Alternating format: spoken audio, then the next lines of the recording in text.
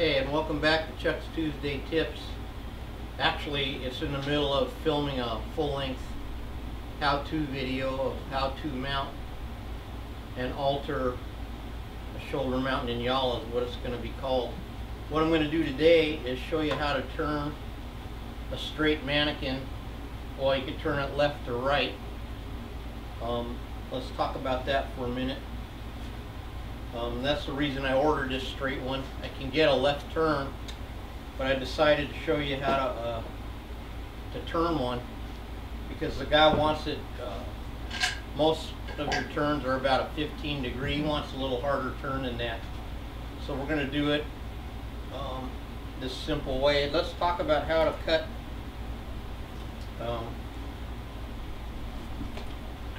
the neck to do it and where it turns from.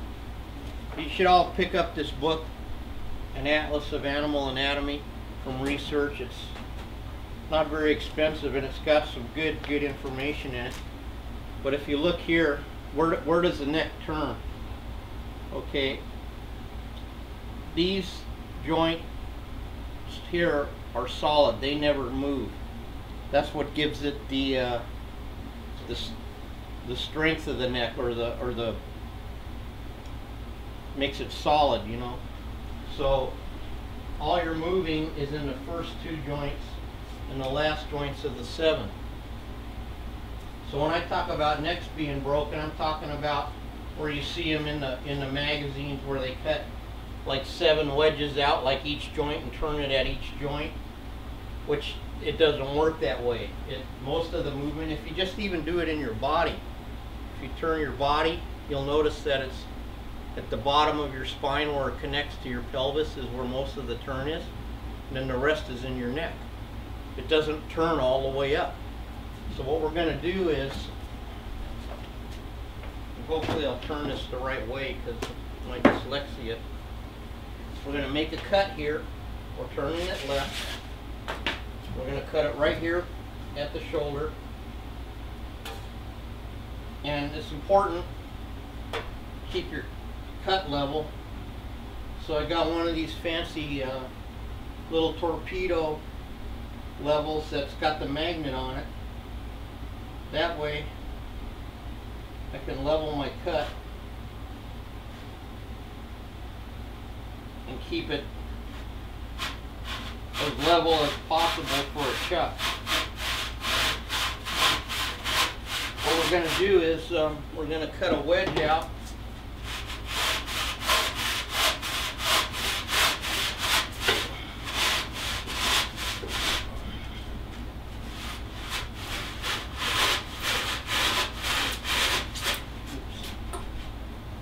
Keep that tight. Am I going into the line here? Yeah.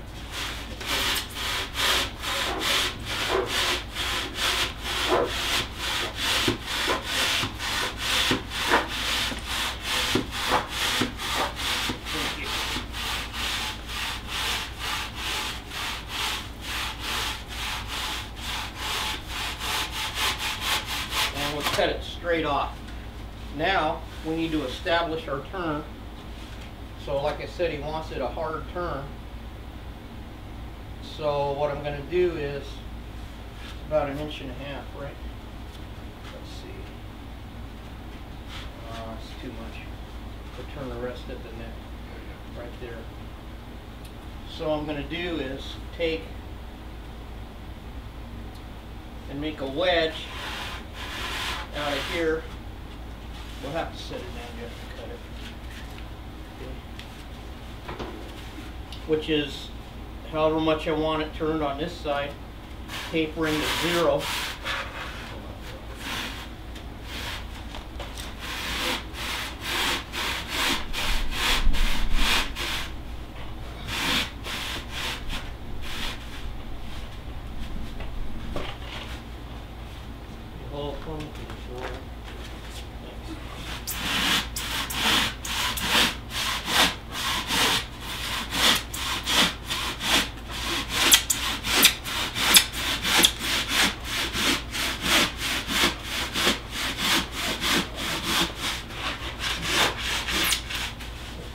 Here, back it up.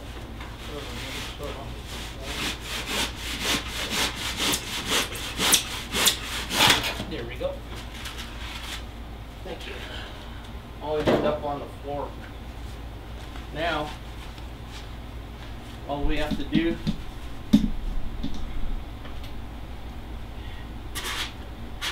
is reverse our little wedgie.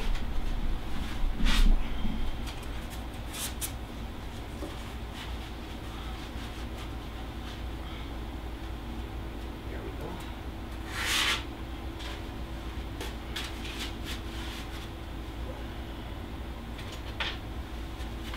Didn't really think this through again.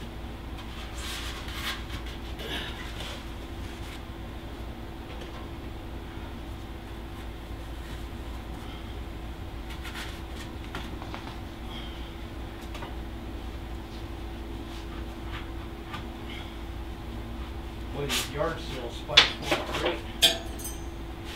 Anyway, there we go. Now, what we have to do is do this.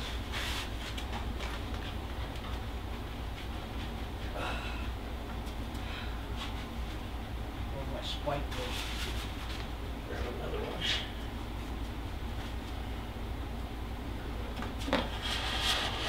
Very good. Now we have a turn. So what we're going to do is bondo this together, reshape it, and then if we still want more turn, which I don't really even think we need any more turn, but if we did, we could then turn it here at this joint. So we're going to go ahead and put this together now.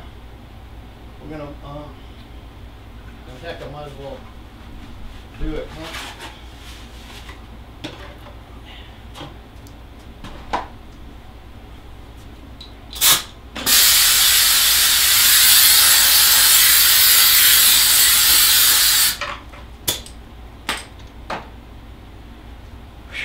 Man, it's like 110 degrees here today.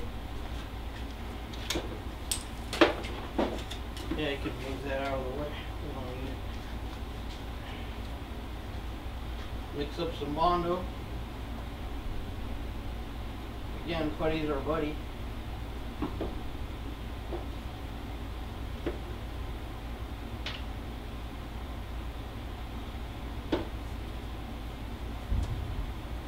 I got this genuine auto body shop mixing paper thingy here. One of my clients gave me. Works for 3M. Can I say that? Works great if you just whip it up, tear a sheet off, get a new sheet. It's a good thing too because my neighbor's trying to cut down on drinking beer. So, you know, running low on beer cartons.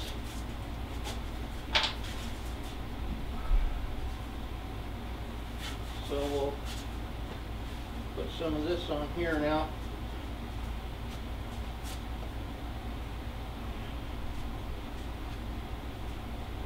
And then I like to smear it around like this. Now we're going to line up the mold line on the top, and the mold line on the bottom. I'll put another screw in there and keep it leveled out.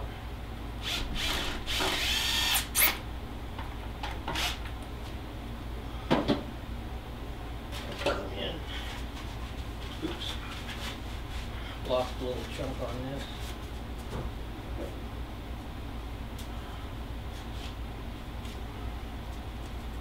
Wow, what a puzzle. How does it go, Jeff? I'm baffled. It goes like that. Well, I wouldn't do well on survival on the puzzle challenge, huh?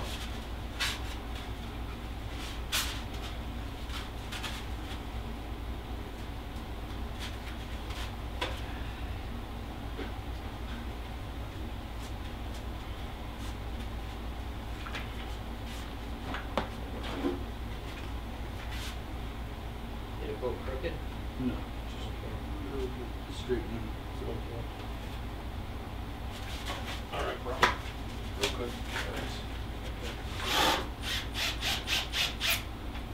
As long as you're in here, let's stay on the caliber with this. Okay.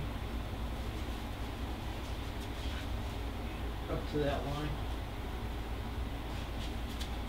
Okay, so when you put it back on, make sure you're following your line down.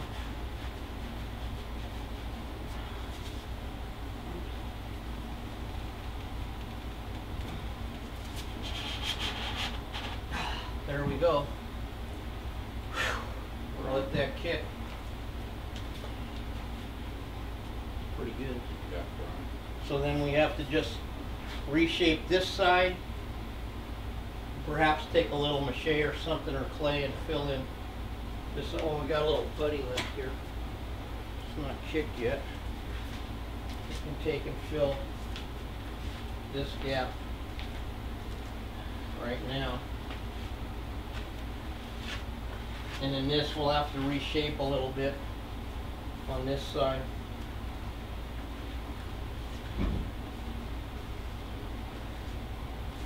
But that's how simple it is to lower, to turn something.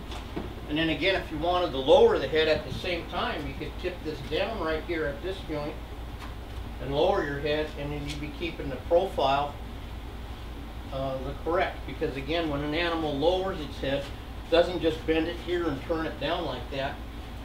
It drops it from the neck. So I just can't stand seeing mounts where to get them to clear the wall, they cut it here, put a wedge, tip the head down hard like that. It's better to take one cut here, drop it forward till you get your clearance. Like, Jeff, can you pan on that elk over there, please? I'm gonna walk over there. If you look at this elk here, I don't know if you can see past the pig, but we got about 2 inches of clearance here now. When we set the antlers on this Manikin, we had 7 inches into the wall. So I took it and cut it right here at the shoulder, dropped it down till I had my clearance, and then we filled it with foam and then reshaped it. Then that way our profile is still good and correct. Nothing's broken. It's all working how it's supposed to work. So anyway, thanks for tuning in to Chuck's Tuesday Tips. And when my full length start to finish videos come out, they'll be on the website. So we'll see you next week.